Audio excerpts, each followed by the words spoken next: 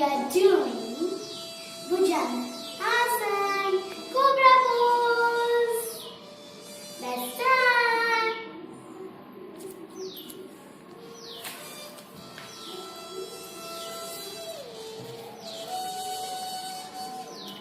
Now first of all sit in Vajrasana and slowly lie down on your stomach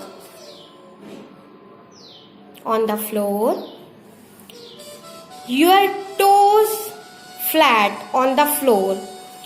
Keep your leg close together with your feet and heels lightly touching each other. Place your hands, palm should be downwards under your shoulder, keeping your elbow parallel